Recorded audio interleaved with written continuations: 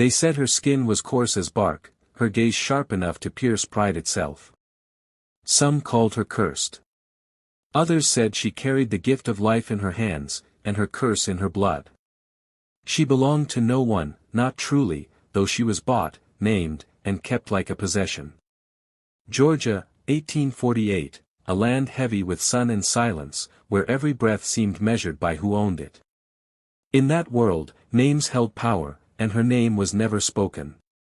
They called her, the Bristly One, not out of mockery, but fear. She worked where the soil turned black from sweat and the air carried the sound of chains long buried beneath routine. People said she could hear the pulse of the earth itself, that when storms gathered, her eyes darkened before the clouds did. In the manor that loomed over the fields, a man of stature and ambition lived with his 2 daughters. He was the kind of man who thought himself the beginning and the end of every story told on his land. His daughters were his legacy, delicate and obedient, taught that silence was a virtue. The mother had long vanished into illness and memory, leaving a house of echoes and duties no one spoke of. The Bristly woman was brought into this world of lace and marble, not as a servant, but as something more, something the master would not explain, not even to his preacher. He called it a matter of legacy, a word that softened the truth. The people on the land watched from afar. They saw the way his carriage turned down the path to her quarters long after midnight, and how the dogs, loyal and loud to all others, grew still in her presence. They saw the daughters' faces, pale, curious, afraid, peering through the windows when their father disappeared into the dark. But in those days, fear was not a language anyone dared to speak. Fear was swallowed, pressed into prayer, or buried under the rhythm of work. And yet, the story of the Bristly woman began to move like wind through dry grass. No one claimed to start it, but everyone carried a piece. They said she was neither young nor old, neither cruel nor kind, but when she stood still, even the air waited. Her hands, scarred and steady, had brought more children into the world than any doctor in the county. Yet none could explain how she never faltered, never failed, as if life itself bent toward her command. Some said the master kept her because she brought fortune, every harvest since her arrival had been abundant, every horse born strong, every illness brief. But others whispered that such balance always demands a cost. They whispered that blessings, when taken from another's will, curdle into debts too great for blood to repay. The Bristly woman never denied or confirmed these things. She simply existed, as constant as the wind, as unyielding as the soil that held the bones of generations. There was a heaviness to that year. The sky carried a strange stillness. The crops grew taller, but the hearts of those who reaped them grew small.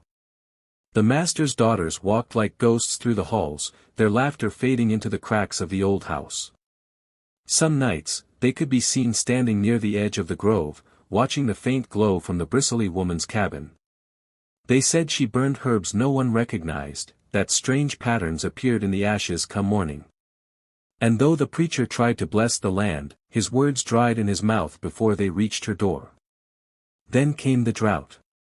Rivers thinned, leaves curled, and the master began to speak less and drink more. He would stare into nothing, muttering of legacy and lineage, as though his name were a fragile thread about to snap. His daughters prayed, his servants waited, and the Bristly woman watched. It was then that something unseen began to change, not in the sky or the soil, but in the house itself. Doors began to creak in still air. The portraits on the walls seemed to tilt.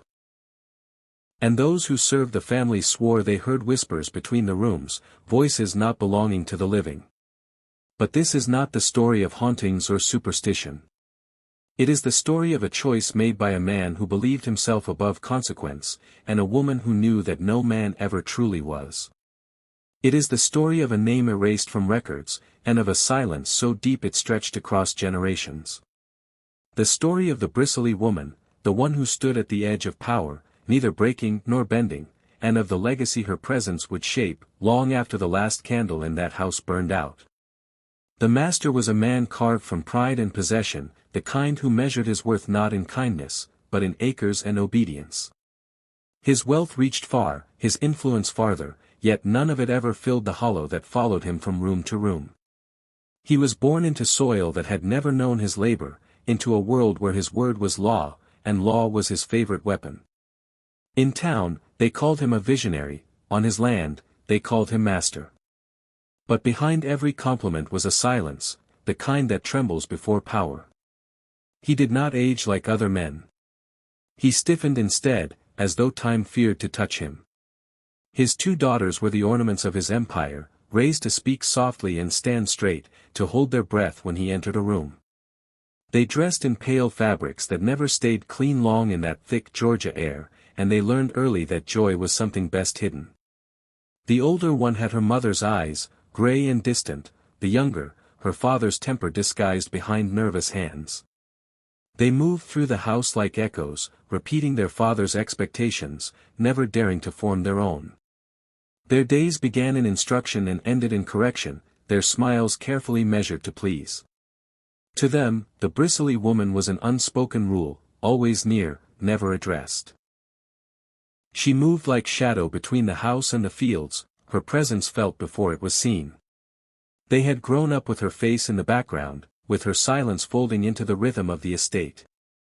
The master spoke of her only when he needed something done that others feared to touch. When an animal gave birth and the air turned heavy with uncertainty, she was called. When the field struggled to bear fruit, she was sent. And every time she returned, something lived that should have died. No one remembered where she came from. Only that the master had paid for her in full, more than any man had ever offered for a single life. There were no records of her origin, no bill of sale anyone could trace. It was as if she had appeared from the mist that rolled off the river one autumn morning, and never left. The overseer swore she did not flinch when branded, that she did not cry when struck, that her silence unnerved even the cruelest men. Yet the animals followed her, and the trees nearest her cabin bloomed when others withered. The master watched her often, though he pretended not to.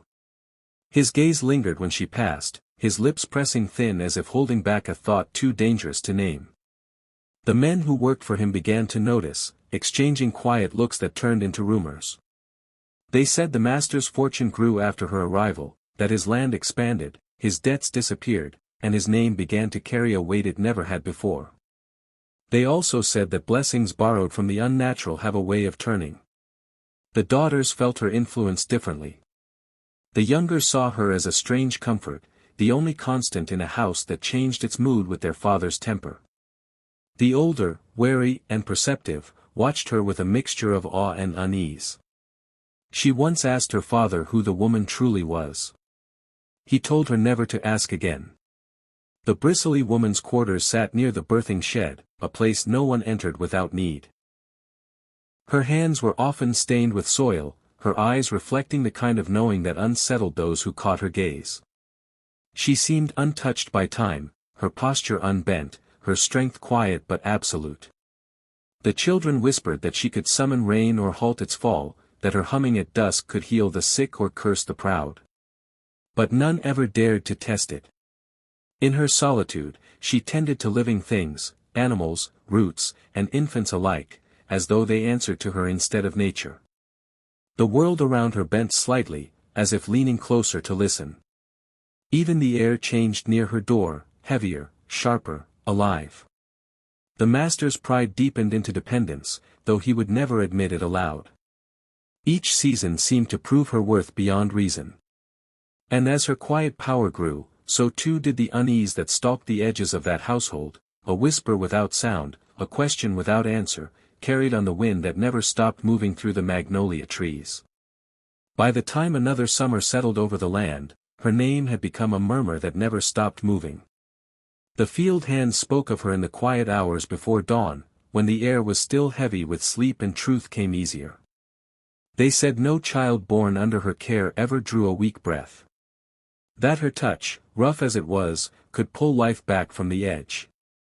When storms tore roofs from cabins and sickness crept through the quarters, it was her door they went to. And when she emerged, the world seemed to right itself, just enough to keep faith alive. The mistress of the house, once known for her delicate posture and fine words, began to fade. Some said it was grief, others said it was the price of being forgotten. She spent her days looking through the window that faced the fields, her eyes following the bristly woman's shape as if searching for an answer in her movements. She spoke less each passing week, her voice thinning like smoke. By autumn, she was a ghost who still breathed, her name spoken only in pity. The daughters grew quickly in her shadow, no longer children but not yet free of their father's grasp. They learned to mimic the poise of their mother while inheriting the silence of their father. Their world was one of boundaries, rooms they could not enter, questions they could not ask, desires they could not name. Yet something inside them began to stir, something that felt older than themselves. When they crossed paths with the bristly woman, they felt it most, a sense that she saw through them, past the finery, down to the part of their souls untouched by their father's rules. The master's dependence on her deepened. He no longer called for her only when something needed mending. He sought her counsel, though he would never call it that. He began to visit her quarters under the excuse of checking the livestock, of ensuring his investments were safe. But the truth, unspoken and undeniable, was that he feared her as much as he needed her. Her silence unnerved him, her presence steadied him. And that balance, that quiet authority, became his undoing. What began as dependence became fascination. And fascination in those days was a dangerous thing. A man could own another's body, but not their mystery. He could control her hours, her labor, her name, but not the force that made her eyes steady and her spirit unbroken. And in a world built on the illusion of control, that was the one thing that could unmake him. In the fields, the whispers grew bolder. The workers began to say the master's house was turning strange. They said the air above the manor carried a weight, that prayers said inside it reached no heaven. When the mistress's illness worsened, they said the land itself was rejecting its master. Yet none dared speak too loudly, not to the overseers, not to the preacher, not even to one another under the moonlight. Plantation life thrived on secrets. It was a kingdom built on silence, held together by sermons on obedience and fear of consequence. Religion cloaked cruelty, and manners disguised decay. In church, men like the master were praised for their generosity, while the women who bore their shame sat in the back pews, unseen. The preacher spoke of God's order, of sin and salvation, but never of justice. It was in this world that the bristly woman lived, neither slave nor free in spirit, unseen yet indispensable. She was the heartbeat beneath a system that denied her humanity, the truth that power could not silence. And though no one dared to say it aloud, the people in the fields began to believe that the land's fortune no longer belonged to the master. It belonged to her. When the mistress finally faded from her bed and the house fell quiet with mourning that felt more like release, the master stood before the mirror and saw not grief, but emptiness. His name had grown heavy with years and acres, but it carried no air to bear it forward. The thought clung to him like humidity, the terror of his own bloodline ending where his breath stopped. He could not bear the idea that everything he had built, all he had claimed, would crumble into soil without a son to inherit it. He withdrew from the world. The town saw less of him, the church none at all. The gates to the estate closed, and the land grew still under his new rules. Visitors turned away, letters unanswered, even the preacher sent home with blessings unsaid. Inside the house, the daughters learned to walk softly, their footsteps careful, their questions swallowed before reaching their lips. Their father's silence grew louder than any words. It filled the halls, pressing against the walls until the air itself seemed to wait for something. The bristly woman became the center of that waiting. The master sought her not as property now, but as the only force that might preserve his name. He came to her with an order disguised as faith. A demand wrapped in desperation. He wanted his line to live beyond him. He wanted the impossible. And she, standing in her stillness, did not answer. Not then. Not in words. What passed between them was not love, nor devotion, nor even bargain. It was recognition, of the cost he was willing to pay, and of the price she would make him face. From that moment, the rhythm of the household shifted. The servants whispered that she was seen more often in the main house, that she entered the daughters' rooms when the candles burned low, that she carried bowls of water, sprigs of dried herbs, and strings of old fabric marked with symbols no one could read. The master's daughters were bound by the rules of obedience. They did what they were told, but their eyes betrayed them, wide, uncertain, carrying questions that had no safe place to live. The older one began to tremble at the sound of her father's boots in the hallway, the younger lingered near windows, staring toward the horizon as if freedom were something the sun might bring. When the bristly woman spoke to them, her voice was low, her words steady, but whatever she said was never repeated. The house began to feel less like a home and more like a shrine. Curtains stayed drawn, candles burned through the night, and the walls absorbed the weight of secrets. Servants were forbidden to enter certain rooms. The bristly woman moved through them alone, her presence both forbidden and necessary. To the master, she was the last chance at legacy. To his daughters, she became both their shield and their sentence. As weeks passed, the air thickened with tension that no one could name. The younger daughter began to fall ill, pale and fevered, whispering to herself in the night. The older one stopped speaking altogether. The bristly woman continued her rituals, unbroken in her pace, her hands steady as the master's temper began to fray. He demanded answers, but none came. Only her calm, unchanging stare that told him the choice had already been made. By dawn, the daughters wept not for shame, but for the silence they could never break. Their tears were quiet, their faces turned toward a world that no longer belonged to them. The master stood watching from the doorway, a man who had sought control and found only consequence. The bristly woman did not turn to face him. She knew he was no longer master of anything, not his house, not his blood, not his soul. The pact had been made. It was not written, not spoken, but bound in the space between power and surrender, the thin line where legacy becomes curse, and where a man's desire to play God leaves him kneeling before what he cannot command. The following spring, the air over the estate turned heavy, as if the sky itself had learned to keep its distance. The women in the quarters whispered first, quietly, between the rows of cotton and corn, that something was wrong with the land. The earth had gone hard, seeds no longer sank easily, and when rain came, it rolled off the ground instead of soaking in. Livestock grew restless at night, their cries echoing through the fields like warnings. The overseer blamed weather, then workers, but none would speak the truth aloud. The curse had begun to take shape. When the first of the births came, the story of it spread faster than any sermon. The children lived, yet the living felt wrong. Each bore a faint mark on the wrist, a bruise that never faded. The midwives said it was nothing, a quirk of flesh, but the mothers crossed themselves in secret. The master forbade talk of it, swore no child of his household or his land would be spoken of as touched. But fear has its own voice. It traveled from porch to porch, from field to field, until even the church pews hummed with it. The town began to whisper again. They said the master's fortune had turned, that his crops were dying where others thrived. They said his fields cracked open like old wounds, and his name, once spoken with envy, now carried pity. Storms rolled across the county, flattening fences, drowning young plants, tearing roofs from barns.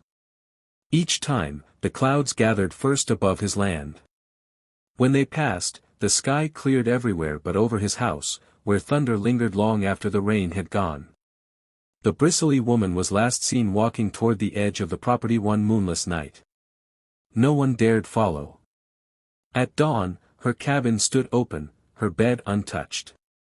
On the table lay a bundle of dried herbs bound with twine and a small wooden charm carved into the shape of a closed eye. The servants found it and brought it to the master, but he refused to touch it. He ordered it burned. They obeyed, yet the smoke from the fire carried a scent none could name, sharp, bitter, and strangely sweet. For days afterward, it hung over the fields, refusing to fade. The daughters changed as the months went on. Their faces grew pale, their eyes hollow.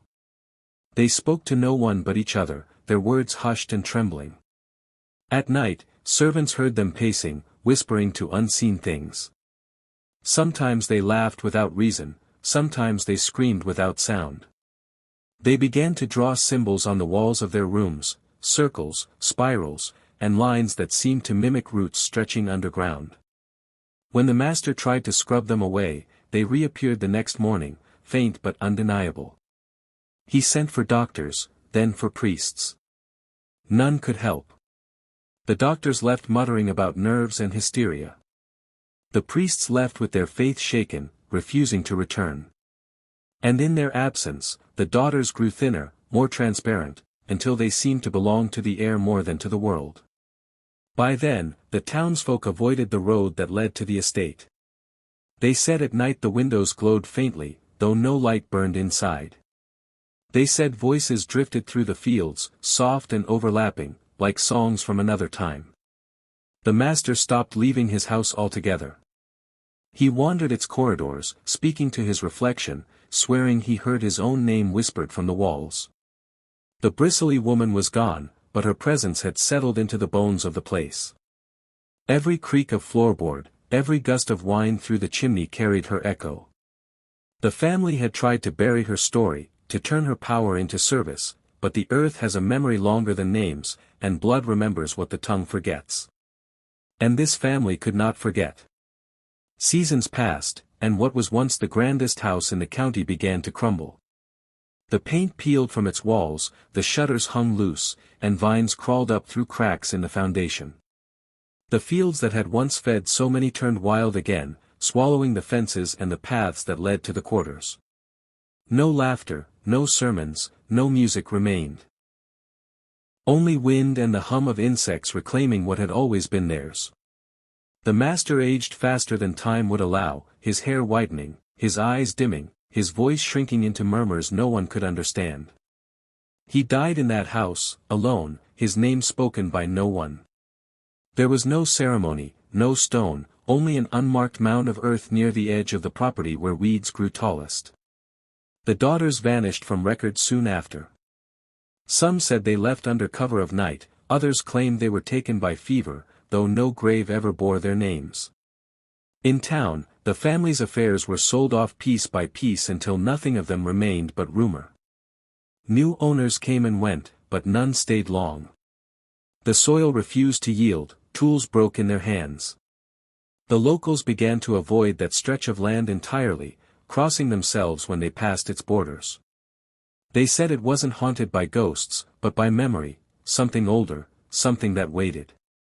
Generations later, traces of their blood scattered quietly through nearby towns. None carried the master's name, yet each carried some part of his consequence. A streak of gray in the hair before youth had faded. Eyes that caught light strangely, as if remembering something they had never seen. Children who dreamed of a house they had never visited, describing it in perfect detail. They spoke of a woman standing near the trees, her presence both fierce and calm, watching, never approaching. And though no one could prove the connection, every story returned to the same truth: some legacies refused to die. They said she was a monster. But maybe she was only a mirror, showing the cost of power, the truth of blood, and the curse of creation. The family built their world on control, and in the end, it consumed them. She asked for nothing, yet her silence carried a justice that no court could name. Long after her body was gone, her will remained, buried deep in the land that once held her captive. History buries the names. But the earth remembers. It remembers every hand that turned its soil, every voice it silenced, every life it tried to erase. And in that memory, the bristly woman still stands, unseen but unforgotten, a shadow stitched into the fabric of a place that once called her property, and now, calls her truth. If stories like this move you, about the hidden histories that shaped generations, subscribe and join us as we uncover the forgotten corners of America's past.